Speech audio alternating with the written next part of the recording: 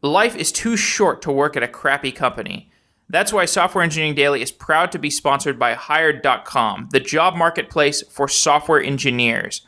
If you accept a job through Hired, they will give you a $2,000 bonus. But as an extra bonus to our listeners, you can get an additional $2,000. That's $4,000 total if you sign up by going to softwareengineeringdaily.com and using the link on the right side of the page to sign up. Hired.com will set you up with 5 great companies for interviews. These are companies like Stripe, Facebook, Uber, companies you would actually want to work for, where you can go and learn the cutting edge of software engineering. Go to softwareengineeringdaily.com, click on the banner on the right, and try out Hired.com.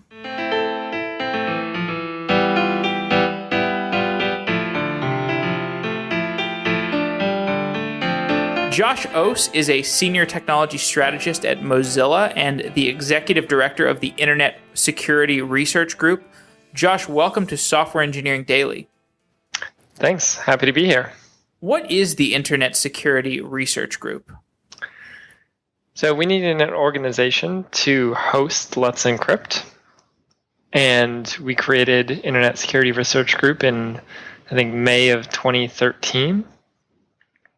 And it's the company behind Let's Encrypt. Okay, so I guess we should go ahead and start talking about Let's Encrypt. As you said, the ISRG is the group behind Let's Encrypt. Describe the high-level goals of Let's Encrypt. So we want to make TLS the default on the web. It's time to move past accepting HTTP for so many websites. You know, when you browse the web, you come up to an HTTP-only website, and your browser doesn't act like there's too much wrong with that, even though it's sending all of this information about your interaction out in the clear over the web. And it's time for the web to move past that and have TLS be the standard. So we looked at what was preventing people from moving to TLS, and the number one problem was obtaining and managing certificates. So we wanted to do something about that, and we started planning Let's Encrypt. So before we talk about the certificate management process, let's motivate this a little more. What are the actual differences between HTTP and TLS?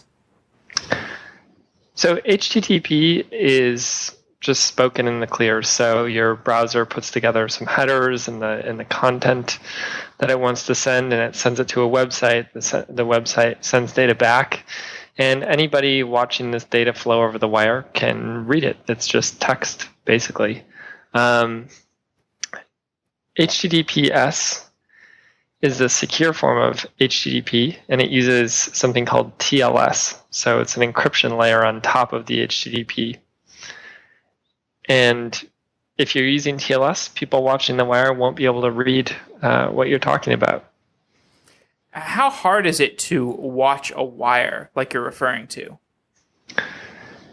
So there are a couple ways that people do this. So one way is to sit, for example, in a coffee shop and watch wireless traffic.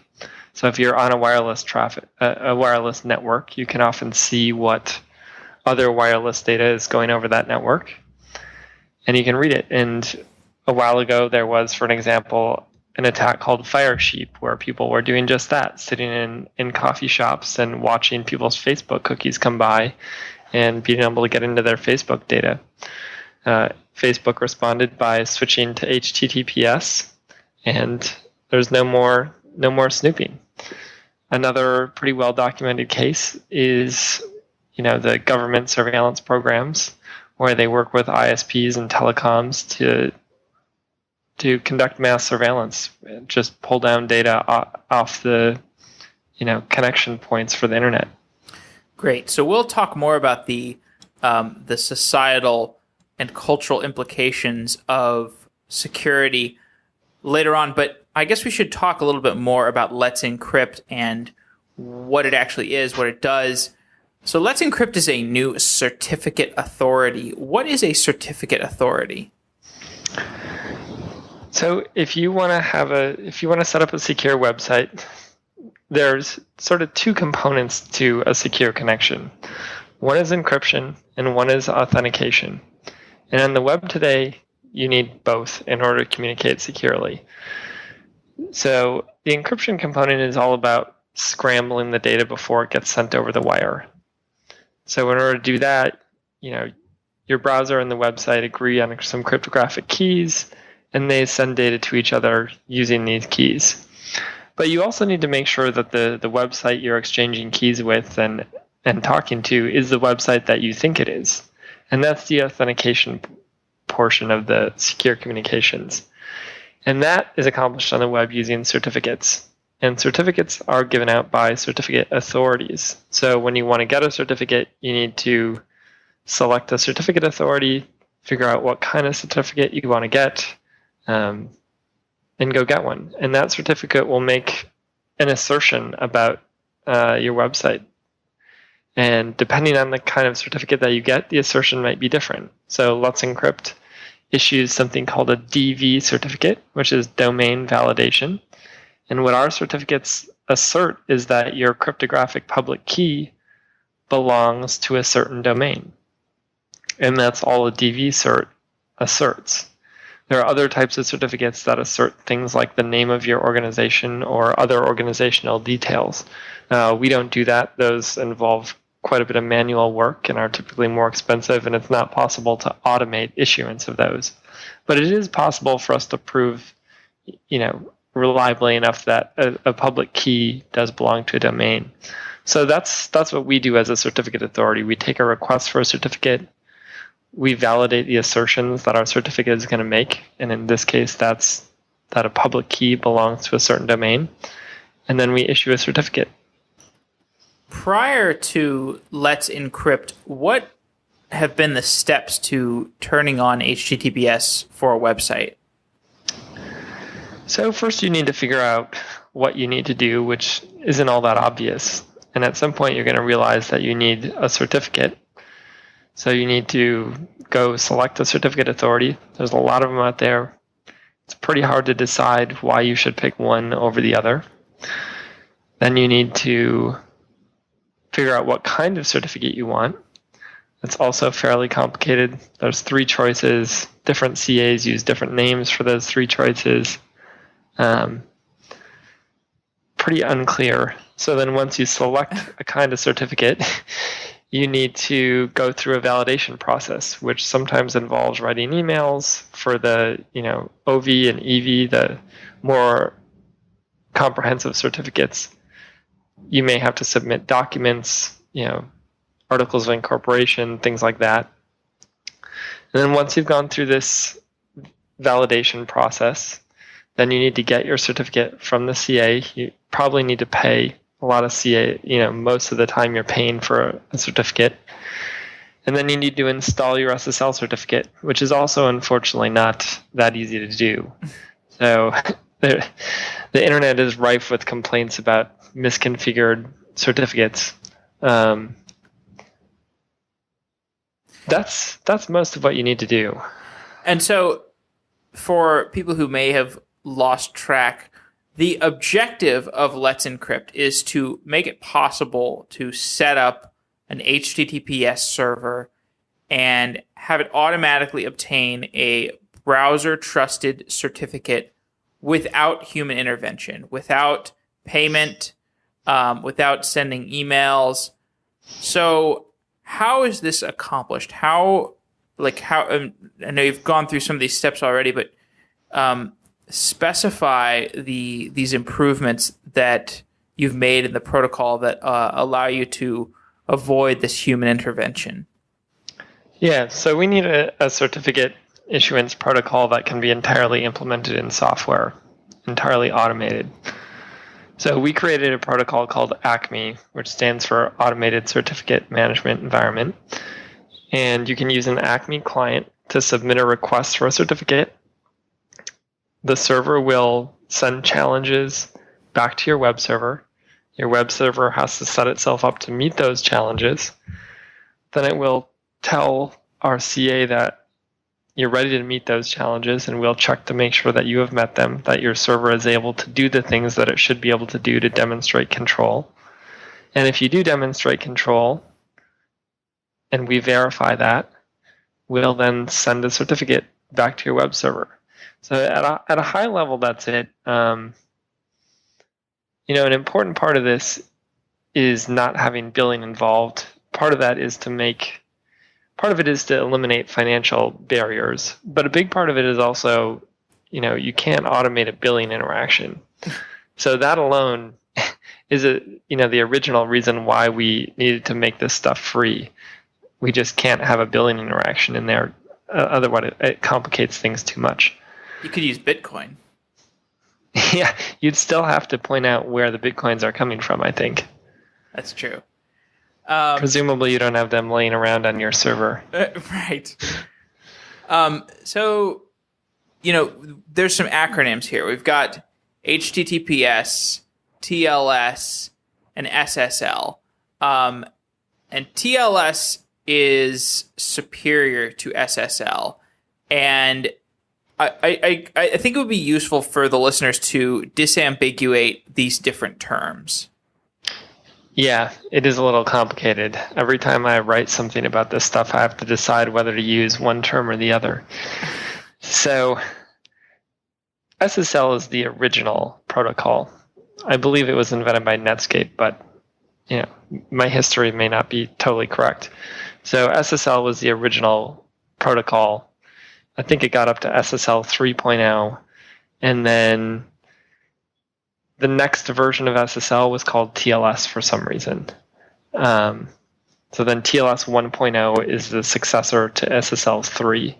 And SSL 3 is thankfully not widely in use on the web anymore because it has some pretty significant security vulnerabilities in it. But essentially SSL is just the old versions of TLS. So we should really be switching over to the term TLS these days, but SSL is such a popularized term that people, including myself, often use it to just refer to either SSL or TLS. So the transport layer, so TLS stands for transport layer security. The transport layer is just one layer of the networking stack. Why is it important to focus on security specifically at this layer? I don't know if I'm going to be able to go into a deep dive on networking layers at the moment. It's been a while since I looked into that, but you want a layer of security that encompasses the right data. So you want it to be around your application data. There are other places where people sometimes use encryption, so IPsec would be at the IP layer, things like that. TLS,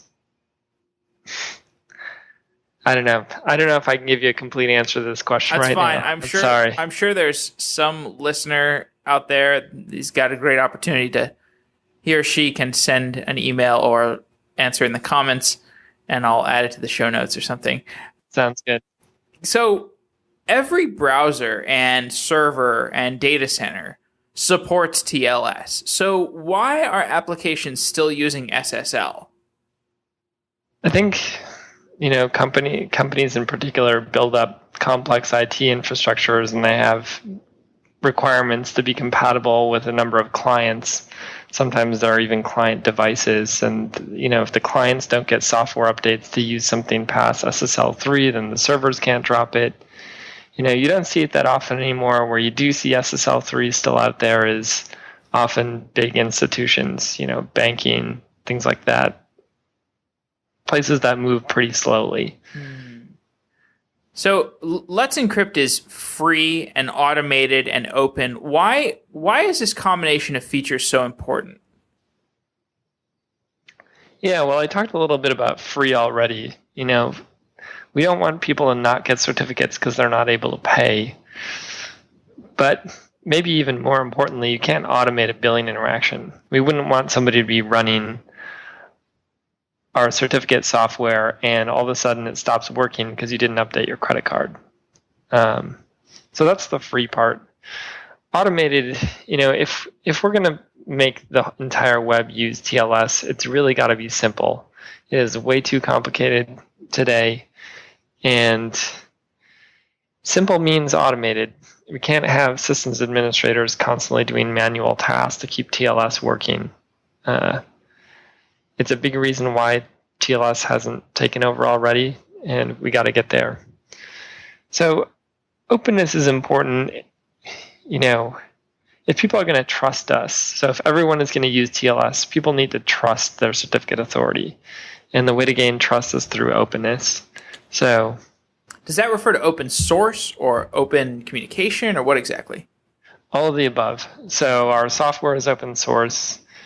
People have questions about the quality of our software. They can come look at it themselves.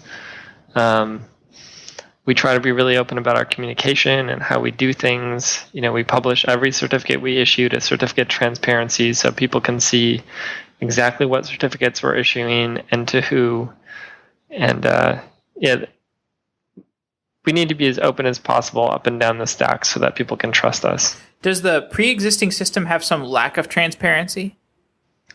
Yeah, a lot of certificate authorities don't publish all of their certificates. There have been some issues recently with Symantec, for example, where they discovered a lot of certificates that they shouldn't have issued. And nobody knew about it for a while because they weren't publishing the certificate transparency. Oh. Are these like certificates to malware sites? Well, I'm not sure they were malware. I think, the biggest one that people saw were some certificate. I believe there was a certificate for Google.com out there, which is obviously not a good thing. Why not?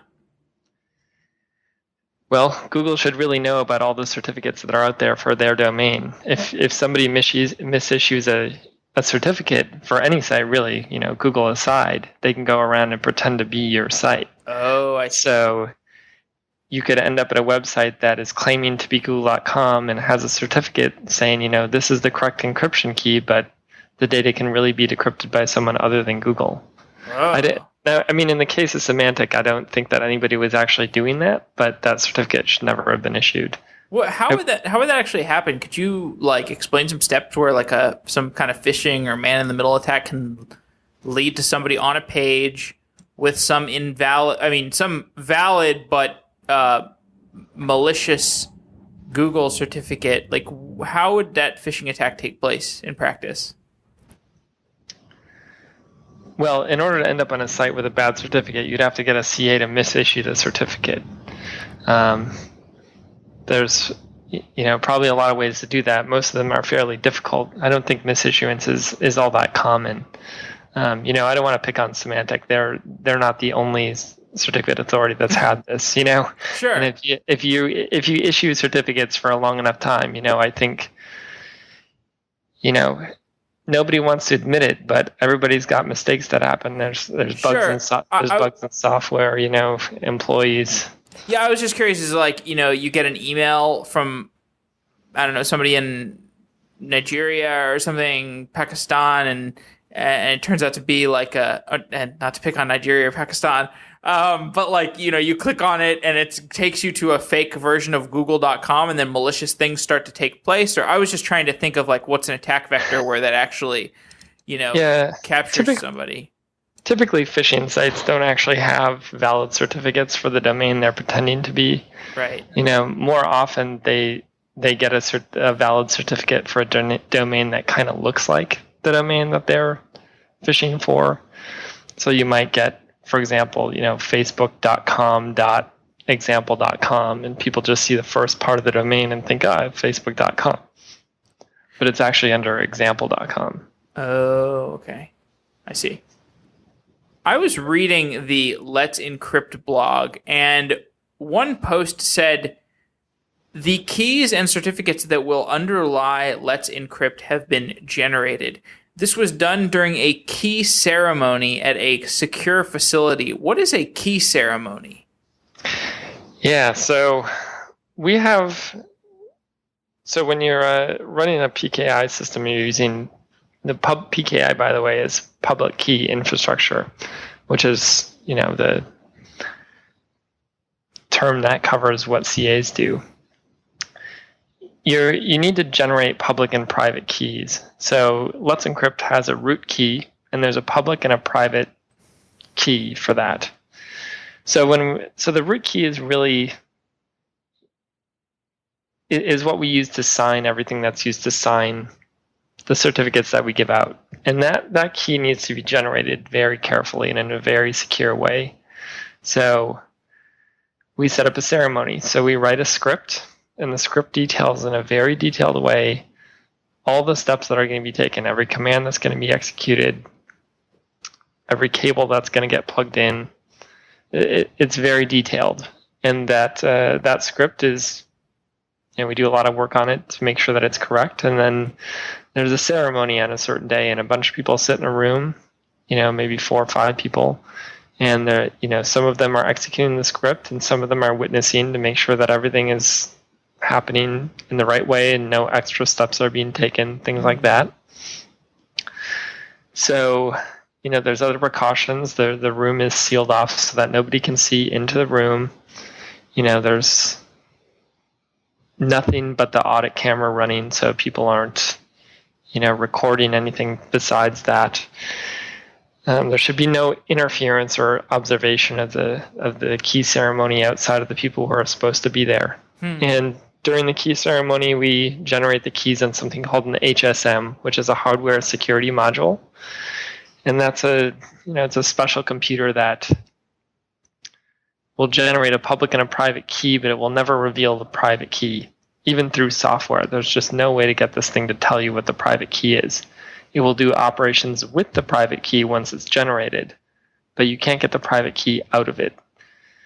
And these are fairly expensive little boxes, but they're pretty useful, and almost all CAs use them, or definitely should be using them. And it makes it really, really hard to steal a private key. I won't say impossible, but very difficult. So if somebody were to compromise our systems, even if they could take control of the HSM, they could, perform operations with our private key, but they wouldn't be able to actually take a copy of the private key out. Fascinating. So on October 19th, Let's Encrypt became entrusted by all major web browsers. What is the process to getting trusted by web browsers? So web browsers contain a list of root keys that they trust. So these are the keys that we just talked about generating. And the browsers only trust certificates that are generated under one of those roots and signed ultimately by one of those roots. So if you want your certificates to be trusted by a browser, there has to be a chain of trust back to the browser. So the certificate on your website has to be signed by a certificate that is either in the browser root or signed by a certificate that it itself has been signed. There can be a chain there back to the roots in the browser, but there has to be a successful chain from your certificate back to something that trusts the browser. So in the case of Let's Encrypt, our root keys have signed some intermediate keys, 2 of them in particular, and then we issue certificates to websites with those 2 intermediate keys. So there's a chain from your certificate back to our intermediates and then up to the browser. And what it means when we became trusted in our case is not that our root keys are in browsers, because that's going to take a while. That's going to take years for our root keys to be in enough browsers, that people can use it. But we had another company called IdenTrust who already has a root key in the browser. They use their key to issue a certificate that says that our intermediates are trusted. So there's a chain from a Let's Encrypt certificate to the Let's Encrypt intermediates, and then up to the IdenTrust root. I understand.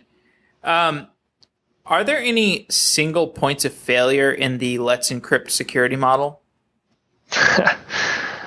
I'm maybe not entirely sure what you mean by that, but we're pretty careful to make sure there's layers of security.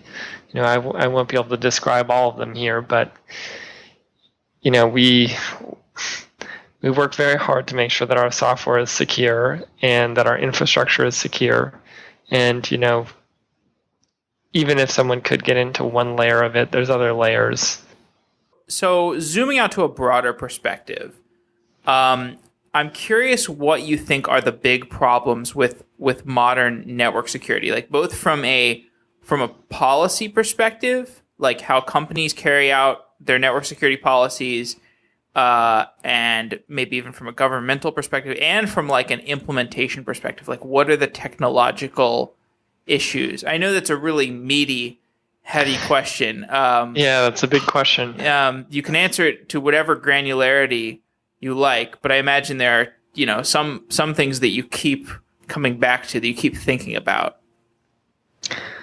Yeah, I think people at a policy level continue to undervalue encryption. There's still a lot of people out there who will say, what do websites, what do all websites need encryption for? Why don't we just use it when we have to send a credit card or a social security number or something like that? I think people underestimate the amount of data that can be gleaned by looking at network traffic. And I think it's time that people understand that encryption needs to be deployed almost everywhere. Even metadata, you can construct a pretty good picture of what someone is doing just with metadata. And you see this a lot with, the Snowden documents and government, things like that, but also, social networks, things like that. We'd like to take a moment to thank our sponsor. DigitalOcean offers simple cloud infrastructure for developers. In one click, you can have a mean stack, a Rails application, an Ubuntu box, or another custom environment. Software Engineering Daily is proud to have DigitalOcean as a sponsor because DigitalOcean is the simplest cloud service provider. I've interviewed Moisey Aretsky, who is a founder of DigitalOcean, and he told me that DigitalOcean was based on this realization that other cloud service providers are so complicated. If you want things to be simple when you deploy your application, use DigitalOcean. To try DigitalOcean, go to DigitalOcean.com and enter promo code SEDaily. That promo code is one word, SEDaily. Now let's get back to our show. What are the forms of malware and phishing attacks that you see the most these days, that you think about the most? Well, I, like you, get emails from people trying to get me click on things I shouldn't click on. That's by far the most common, I think, and the only one that I regularly see. Are you aware of other? Do you have other things in mind? No, not specifically, but I wanted to use that as a segue to talking about what the role of a certificate authority plays in fighting or preventing malware or phishing. I see. So, we talked a little bit before about the fact that certificates make assertions. So the assertion that our certificates at Let's Encrypt make is that a certain cryptographic public key is associated with a domain. And that's what the certificate says. We're really not set up to monitor content continuously and try to decide when something is a phishing site or when something is a malware site. That is a huge task, and there are only a few organizations that are really capable of doing that well.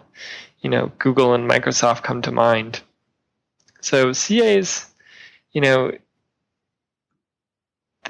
not asserting typically that sites are not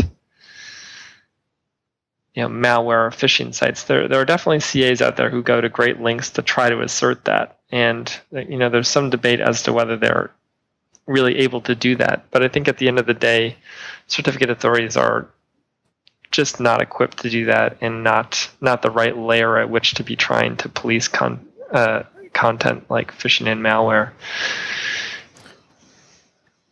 A commonly expressed concern is that malware sites can have a valid HTTPS certificate, which could give visitors a false sense of security. What are the steps to, in what cases could a malware site end up with an HTTPS certificate? What measures need to be in place to prevent bad actors from acquiring a certificate? So, websites can shop certificate authorities to get certificates, right? So if you have a malicious website and one certificate authority won't give you a certificate, you can just go to a different certificate authority that will. So it's not so hard, I don't think, for phishing sites to get certificates. It really doesn't matter how good a particular CA is at preventing phishing. It really matters how good is the worst CA. So I think the bottom line is that phishing and malware sites are going to end up with certificates one way or another. And I think the crux of the issue here is how browsers represent the value of a certificate. So, when a site has a basic DV certificate, you'll see typically a lock in a web browser. And this really comes down to the question of, what do users of web browsers infer from seeing a lock in their URL bar? So do they think that the lock just means there's encryption being used, or do they think that the lock means that just everything on this website is safe? You can click on anything, do anything, and it's totally safe because there's a lock there. Obviously the latter there is not true. A lock doesn't mean that everything on a website is safe. It in most cases really just means that the data over the wire is being encrypted. So I think browsers have a pretty hefty challenge to try to figure out how to present UI for this stuff. I do think that a lot of users don't pay too much attention to the lock. They see the lock often enough that it just becomes something they gloss over. There's some users who do look at it, but I think a lot of them don't. So when that's the case, I don't think that a lock for a phishing site matters that much. I think browsers are going to have to move to a point where encryption is required, but it doesn't necessarily show you a lock that might overrepresent the situation. Does that make sense? Yeah, so are we talking about like a gradient, like a rusty lock, and then like a lock, and then a really big lock, or like a tank or something? Off the top of my head, I guess I would just say nothing, right? Like when you visit an HTTP site, there are certain security guarantees being made about that website, and it's but you're not seeing a lock. I think probably in the future, the lock is going to have to go away or be replaced by something more fine-grained, so that TLS is just the expectation. It's just what every website has, and you don't see a lock. So HTTPS starts to look like HTTP in the future. I think, where a certificate does verify an organization's name, so when you, for example, see the name of a website next to the lock in your browser, that means the certificate is verifying the name of the organization. Maybe you'll see the name in the future, but just a basic certificate, a DV certificate, probably should not be overrepresented with a lock, because I think the people who do pay attention to that do put a bit too much stock in it. Encrypting the traffic over the wire is a really, really important part of security and privacy, but it doesn't say a lot about the content of a website. And I think that's why browser makers are really pushing, safe browsing or, phishing detection in the browser. So there's a different feature of browsers that, a lot of people have turned on, where the browser sort of separately from the lock and certificates is verifying the contents of a website. And those features typically rely on phishing programs like Google and Microsoft. And those are, pretty big programs. They're scraping a lot of content on the web very often. They're really keeping track of what's out there. They've got a lot of people behind them helping to decide what's phishing and what's malware. And those are the people who are doing a great job of checking content on websites. And that information can be delivered to browsers much more effectively through a safe browsing feature. Or I believe, trying to remember what Microsoft calls their feature. It's not in my head right now, but it's much better to rely on those features to check for phishing and malware than it is to rely on what certificates, whether they say what they say or whether they exist or not. So I saw an editorial today. It was on Medium. Somebody was talking about how they thought that Twitter and Facebook were degrading the the promises of an open internet. But one thing I think about when I'm talking with you is like in the open internet model, it's kind of the Wild West, and like in some sense the walled gardens of Facebook and Twitter and LinkedIn.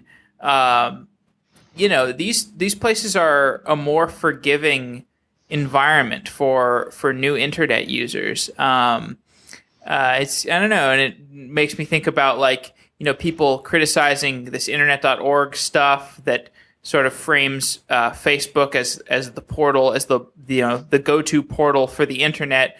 But I don't know. It makes me think about this stuff.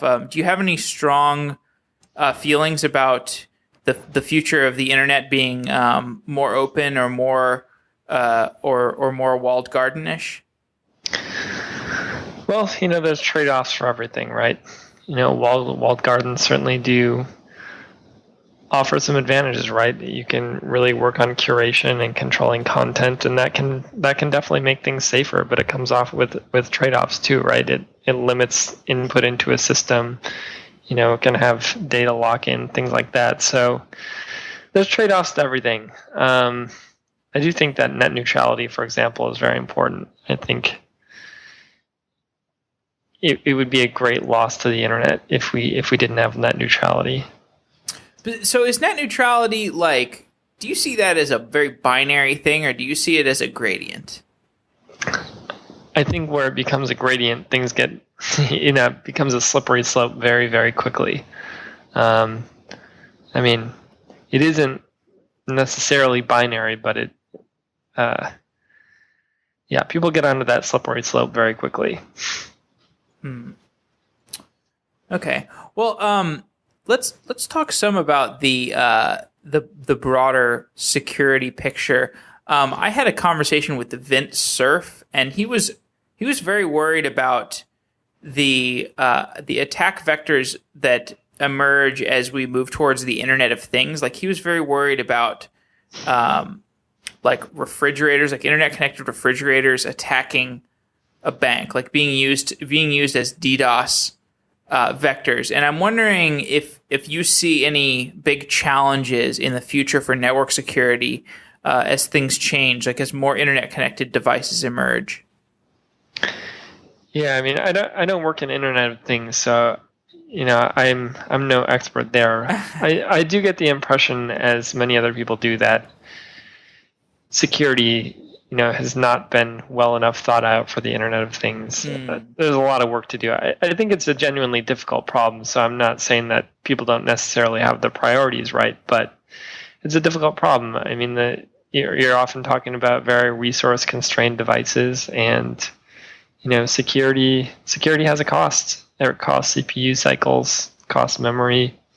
There's some complexity there, and I think IoT is a young field, and I'm sure most people are aware that security is important, but I think it's a young field that's going to require a lot of work to figure out how to secure that. So Let's Encrypt is being worked on by ISRG, like you mentioned, which is basically created in order to be the kind of overshadowing group of Let's Encrypt. And the ISRG includes Mozilla and Cisco and Akamai and some other organizations. Have any organizations explicitly opted out of the ISRG? No. Okay.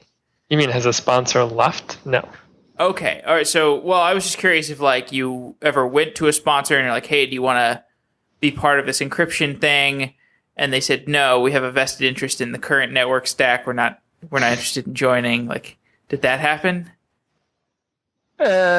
Not really. We have obviously had sponsors not join the project, but typically it's a financial issue. The response has been pretty overwhelmingly positive. It's hard to find someone out there who doesn't think that we should, make encryption the standard on the internet. It's just a question of, how to do it and where's the money going to come from. Sure.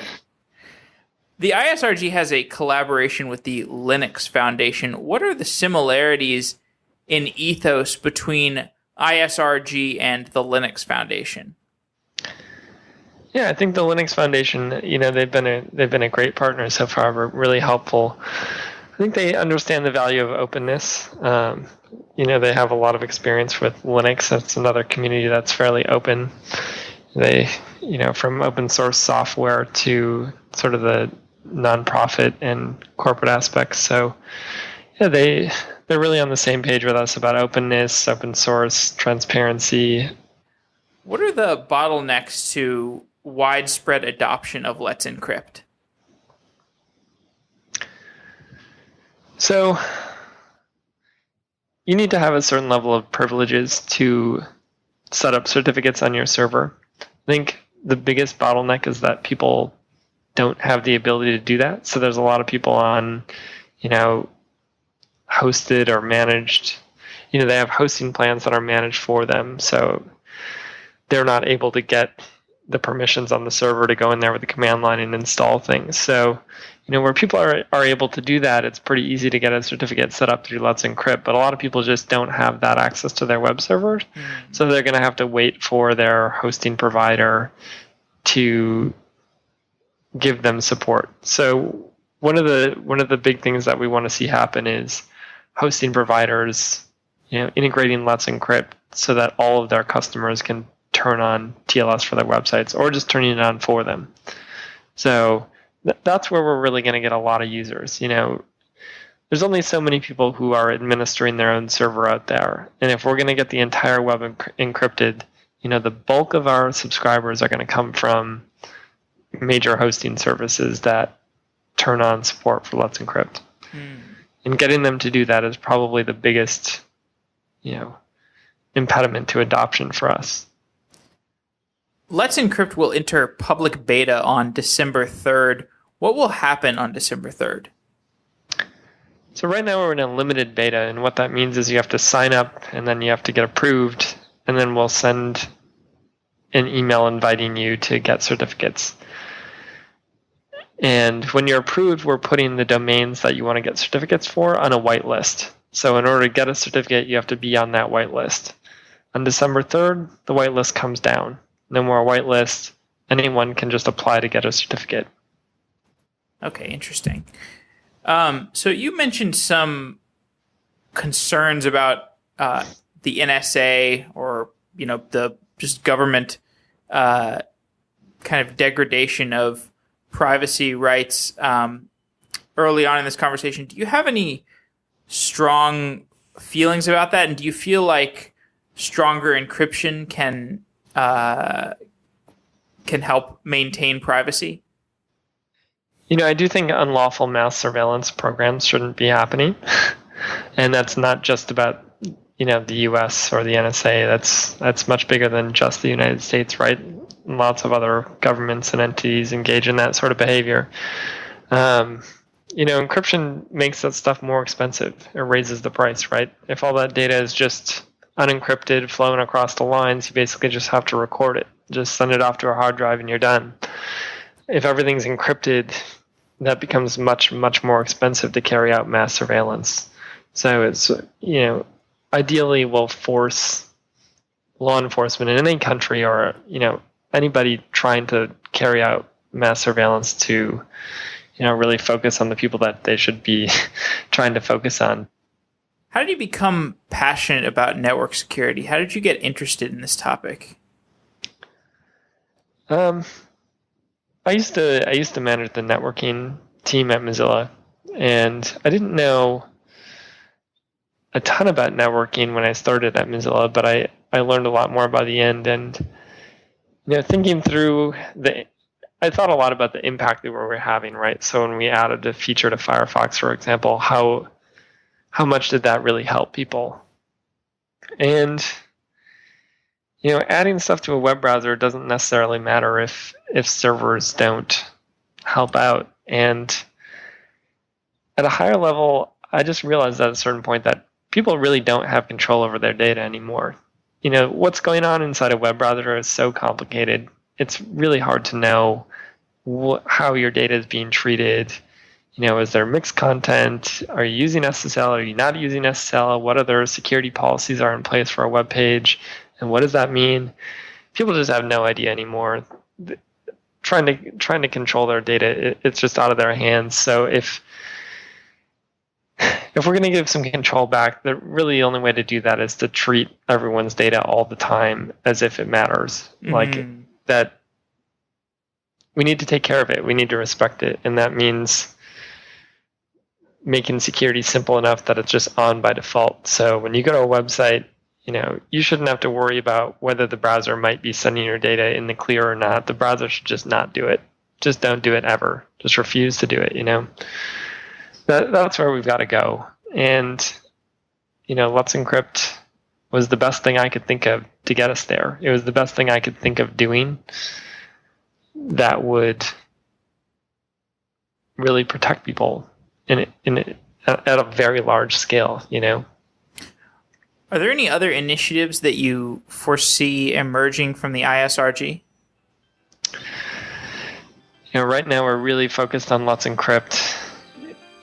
People kick ideas around, but the reality is, we gotta get this service up and running and make sure it's running really well before we start thinking about what we might want to do next. Great. Well, Josh Aas, thanks for coming on to Software Engineering Daily. It's been really interesting talking to you about Let's Encrypt, and I'll be watching the project closely. Great. Thanks for having me.